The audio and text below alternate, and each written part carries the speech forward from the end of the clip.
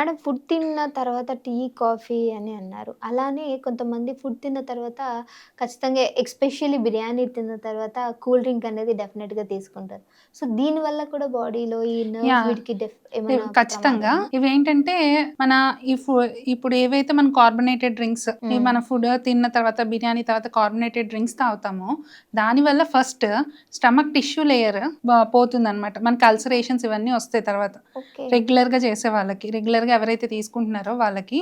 And మన ఆయుర్వేదిక్‌లో ఒక concept ఉంది ఆమా అని. సో, ఎవరైతే ఇలా తీసుకుంటారో ఇవన్నీ ఏంటంటే ఇన్‌కరెక్ట్ ఫుడ్ కాంబినేషన్స్. అలాగా దగ్గర దగ్గర ఒక 14 type of incorrect food combinations ఉన్నాయి. అవి క్లియర్‌గా మనం తర్వాత మాట్లాడదాం.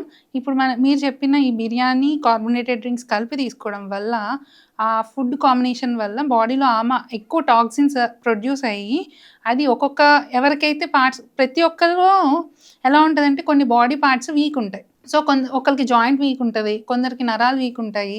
కొందరికి అలాగా ఒకళ్ళ స్కిన్ వీక్ ఉంటది. Skin structure. అప్పుడు అక్కడ సిట్యుయేట్ అయ్యి టాక్సిన్స్ వాటి యొక్క ప్రాబ్లమ్స్ బయటపడుతూ ఉంటాయన్నమాట.